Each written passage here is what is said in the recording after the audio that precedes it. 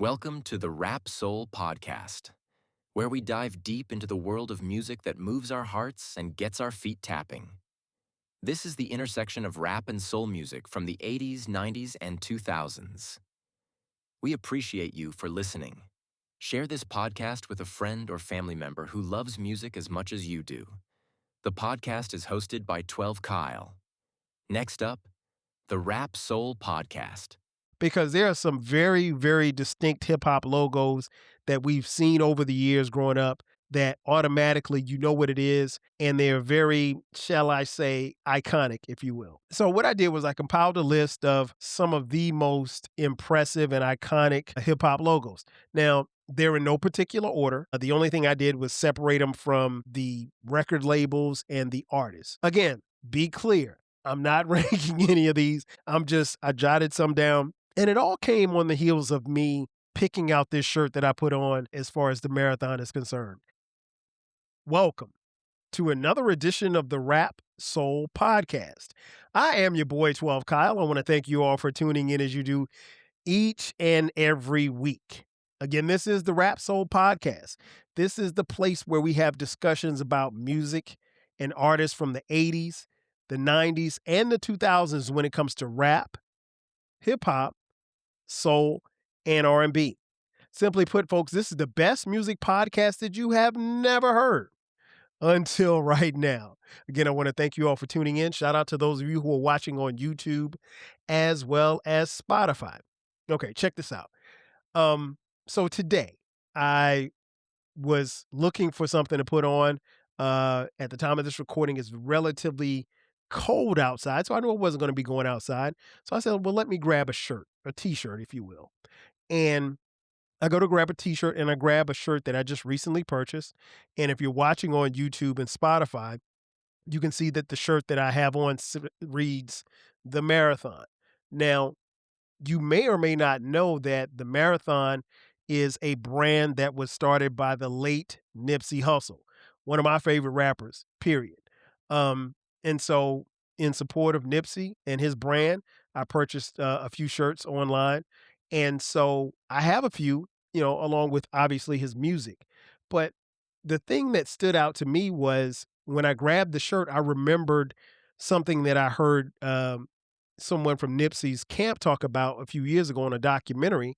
And they talked about how in the logo of the marathon, and you can see it here on the shirt, it's red in the background, white letters, and they're, block letters, and it reads The Marathon. Also, a part of his brand is Crenshaw, which represents the area that he's from, Crenshaw and Slauson, that area and section of Los Angeles. So what it got me to thinking about was this logo is pretty popular. The Marathon logo is very popular.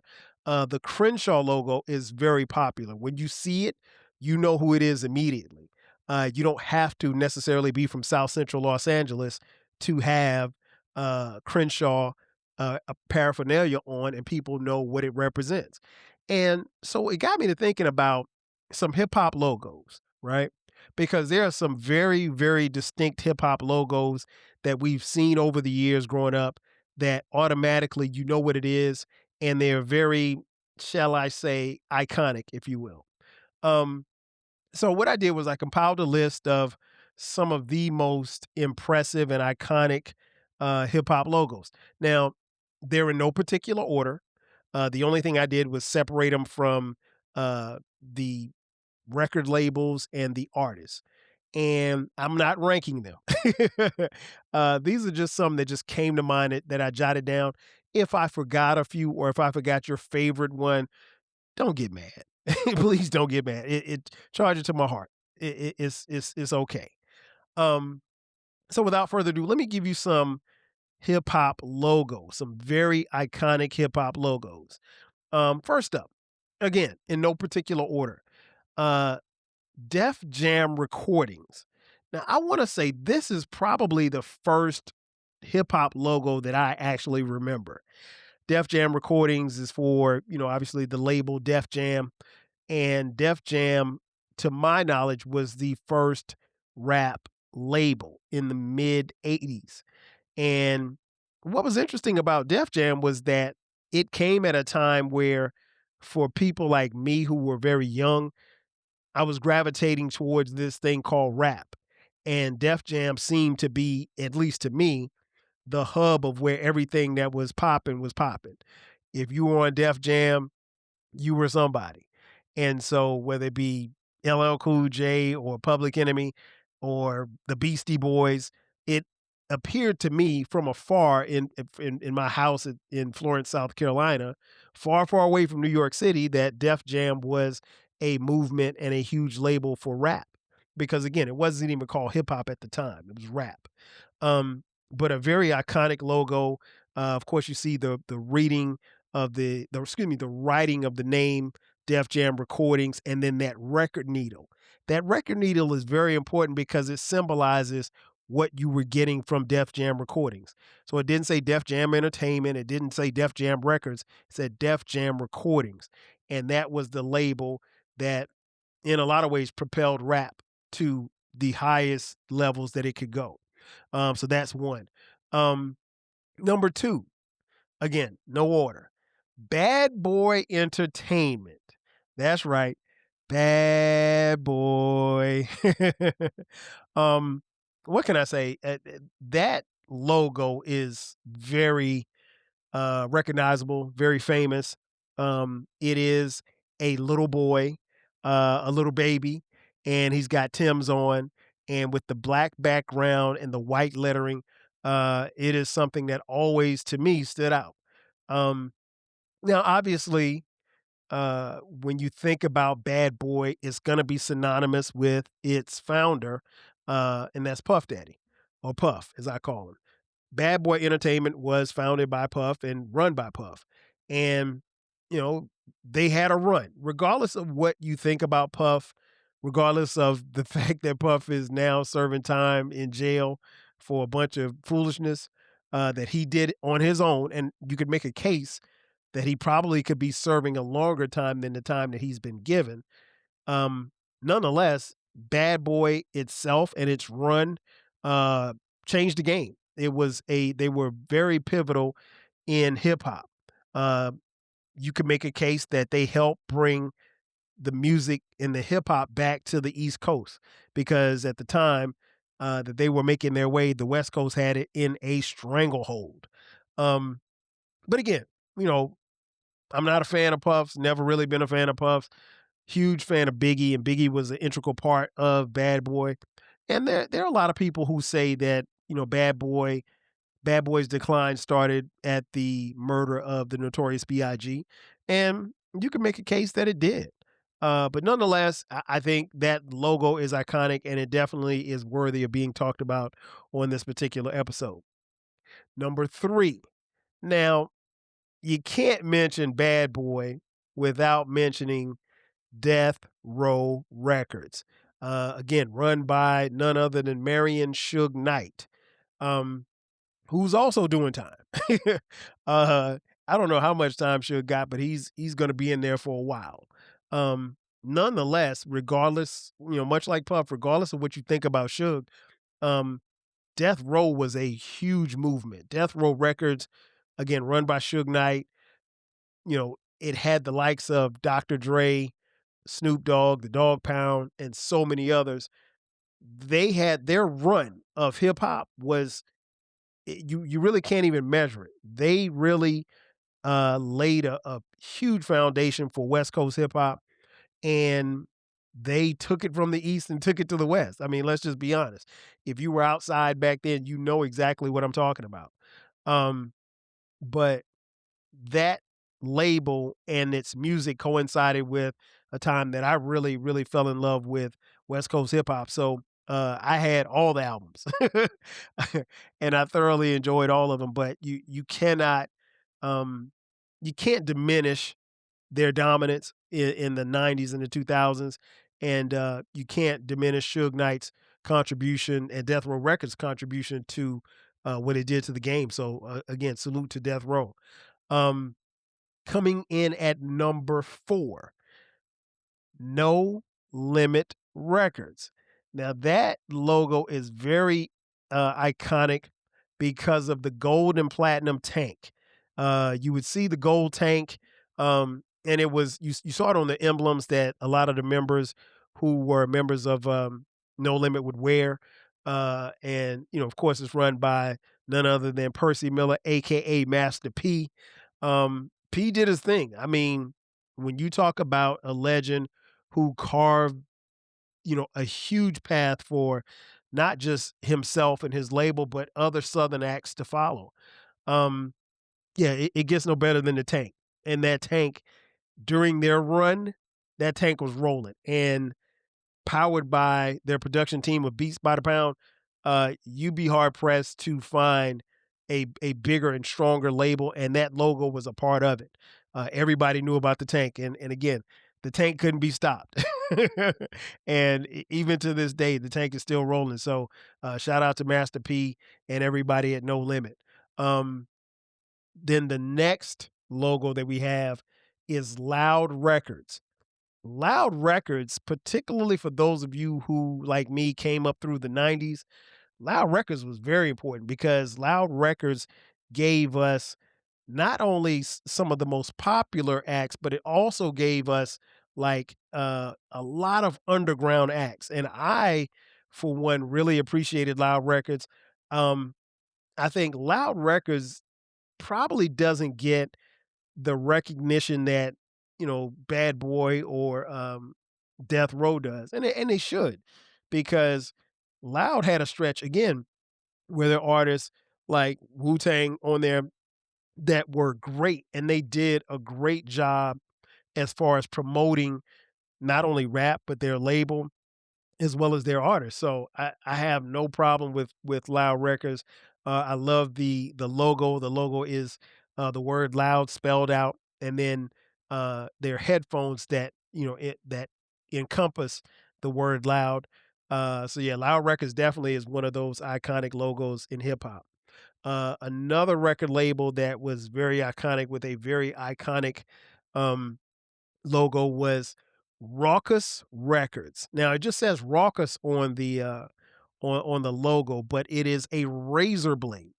And I guess the meaning of that was that they wanted people to see that Raucous was producing artists who were razor sharp with their tongues and their business. And yeah, Rawkus was, if you were outside in the '90s and were tapped into East Coast hip hop, New York City hip hop, Rawkus was the thing. And again, a lot of underground artists as well. And I know that there's a couple of documentaries. I've seen bits and pieces of one, um, but I'd be interested in to hearing about Rawkus's start and then its demise as well. But again, very, very iconic logo. I mean, you can't get much edgier than a razor blade. And right now it's time for us to take a quick commercial break. On the other side of the break, I've given you the labels. Now I'm going to give you some hip hop artists who have iconic hip hop logos. Sit tight. We'll be back in just a second. And we are back. Once again, it's your boy 12 Kyle. This is the Rap Soul Podcast, and we're talking about hip hop logos, some of the most iconic hip hop logos. Now, before the break, I told you a few that were, logos from the actual labels. Now we're going to tap into some from the hip hop artists. And again, they're in no particular order and they're not being ranked. So let's get to it. First up, Naughty by Nature. I absolutely love this logo. This logo in the early 90s was everything. Naughty by Nature, obviously, the group from New Jersey, um, Tretch, Vinny, and KG. Shout out to those boys. Um, Iconic logo with the name Naughty by Nature written out and the baseball bat. And what was interesting was, like, if you saw those guys perform, either Tretch or Vinny would come out with a baseball bat. Like, that was a part of their logo. And Naughty by Nature was actually one of the first artists that I can remember who had not only, an iconic brand, but they also started to get into merchandise. They had Naughty by Nature boxers. They had Naughty by Nature bed sheets. I mean, I don't know how many people would want some Naughty by Nature bed sheets, but they were a thing. They had clothing line as well. So it was something that people, at least from my memory, could rock to, and you would see people outside with Naughty by Nature T-shirts and stuff like that. So shout out to them because they were one of the first, not the first, but they were one of the first to head up that movement. Um, Next up, right here in the ATL where I live, none other than OutKast. Now, OutKast's logo is iconic. I love it. It is in the shape of a Cadillac grill, uh, with a crown on the top with the word outcast spelled out, OUTKAST. Um, Listen, when you saw that logo back in 1994, 95, it was everything because, and I've said it on this podcast numerous of times, one of my favorite groups of all time. Outkast was different from me because they represented for the South, and more specifically, they represented for, um, you know, kids like me who look like me, they walk like me, they talk like me, they did the type of things that I like to do, and it was just a breath of fresh air to see that on a national stage. And they didn't compromise and try to sound like they were from New York or try to be, like they were from someplace that they weren't. And they were genuinely authentic and the music reflected it.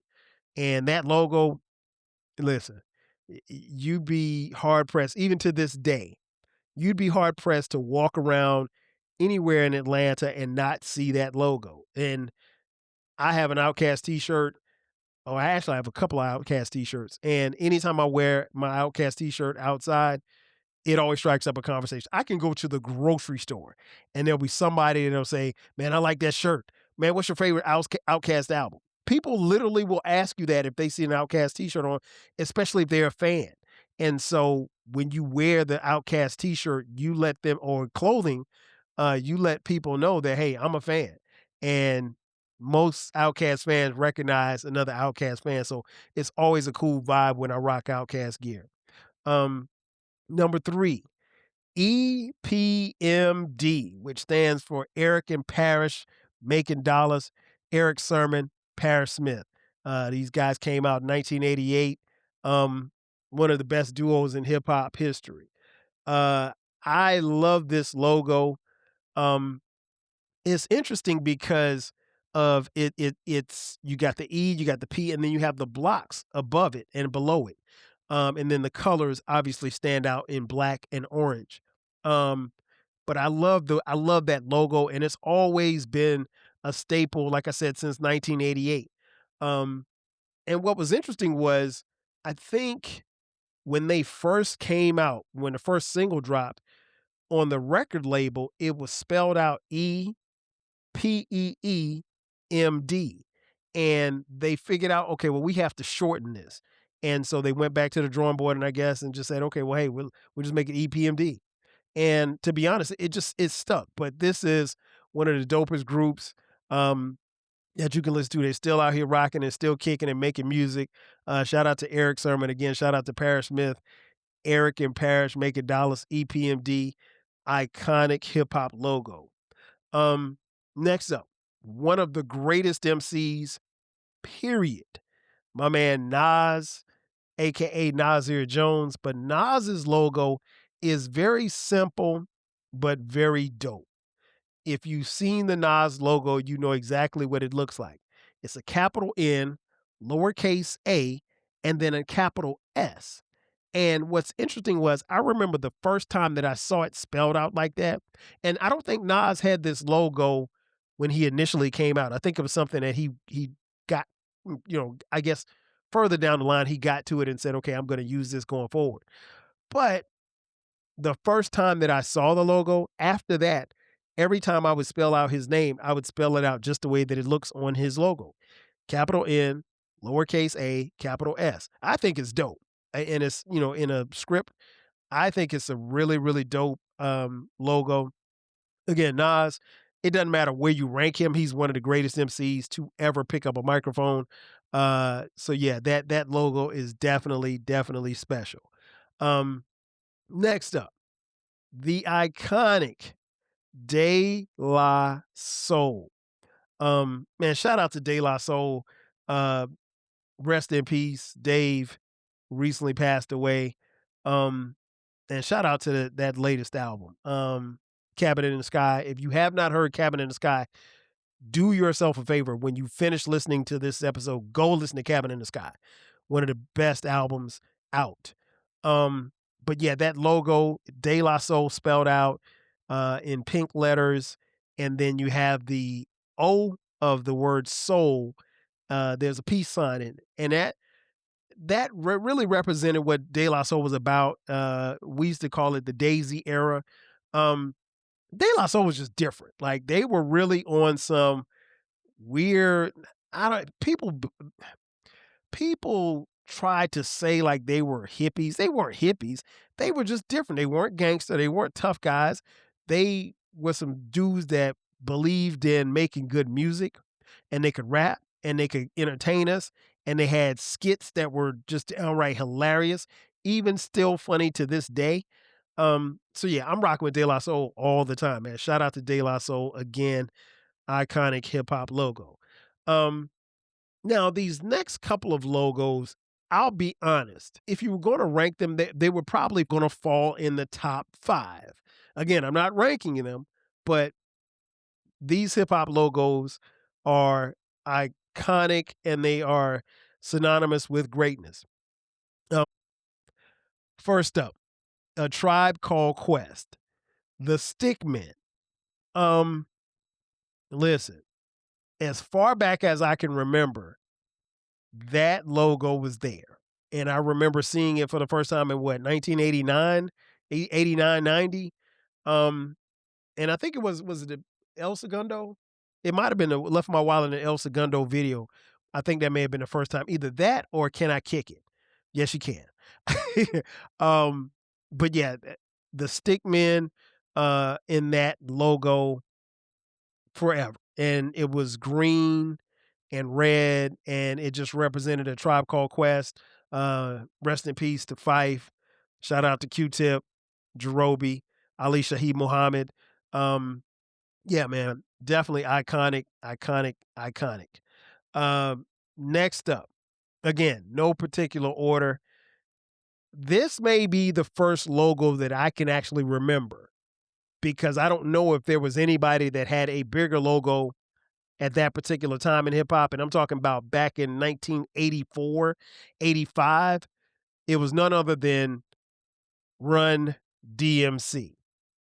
That logo is synonymous not only with Run DMC, but it's synonymous with hip hop. And you can make a case that it is the biggest logo in hip hop, and that is none other than Run DMC. You can make a case that it is with the red blocks, the white letters, and the black background. Man, Run DMC's tough. That logo is something else. It is something to behold. Um, Next up, Public Enemy. Man, listen, Public Enemy's logo is a man who is caught in the crosshairs of what is potentially about to be a shot. And what's interesting is I did not realize until recently, like literally a couple of weeks ago, at the time of his passing, my man E Love from LL Cool J's camp, that is E Love in the crosshair.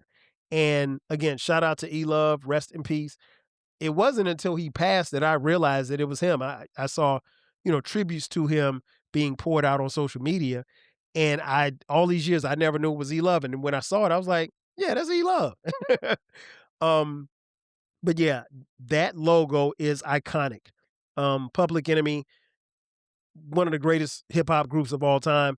And what's interesting was like, and a lot of you don't know this, but when I first got on social media, I had a blog, and when I first got on Twitter, um, before I used any personal pictures, that was my logo. It was the Public Enemy logo because I really felt like at that time, Public Enemy and that particular logo represented where we were as a people, where we were as black men. We were in the crosshairs of, you know, a lot of bad things that were happening, and I felt like that logo really represented what I thought um, about what was going on. and I still love that logo to this day. There may not be a bigger or more iconic logo than the man in the crosshairs, which is E Love from Public Enemy. So again, shout out to PE, yeah, iconic logo. And last but not least, again, you could make the case that this is probably the most iconic hip hop logo, and that is none other than Wu Tang Clan. Um, Listen, man, i- when you see that W, you know who it is. You could take Wu Tang out of this, and if I just showed you that W, you'd automatically know. If you see a black shirt with a yellow W, you know it's Wu Tang. And in this case, the W looks like a W, but it looks like it also could be something else. And if you're a fan of Wu Tang, you know they were influenced by Kung Fu. So yeah, it looks like it could be something else, but it is a W, and the word Wu Tang is spelled out in the middle. Iconic. I mean, again, you could take the word Wu Tang out, and if you show somebody that W, they'd know exactly who it was. And so, yeah, I think that is probably one of the most iconic hip hop logos ever. Again, be clear. I'm not ranking any of these. I jotted some down. And it all came on the heels of me picking out this shirt that I put on as far as the marathon is concerned. Um, so, again, shout out to Nipsey Hussle, rest in peace. Shout out to everybody that I named from Def Jam Recordings, Bad Boy Entertainment, Death Row Records, The Tank, No Limit, not No Limit Soldiers, No Limit Records, Loud Records, Raucous Records, and the artists, Naughty by Nature, OutKast, EPMD, Nas, De La Soul, A Tribe Called Quest, Run DMC, Public Enemy, and Wu Tang. Ladies and gentlemen, that's going to do it for me. Thanks again for checking out this edition of the Rap Soul Podcast. Be sure to subscribe to the podcast. We drop new episodes weekly. If you'd like to contribute to the podcast financially, hit us up on Cash App, $TWELVEKYLE. Be sure to subscribe and, more importantly, share this podcast episode with a friend or family member who loves music as much as you do. Again, that's going to do it for me. Ladies and gentlemen, I am your boy 12 Kyle. I will catch you guys next time. 5,000. Yeah. Thank you for listening. This concludes the episode. Be sure to subscribe to the Rap Soul Podcast. You can find the podcast wherever you get your podcasts. Follow the podcast on social media. And feel free to continue this discussion on our Reddit page.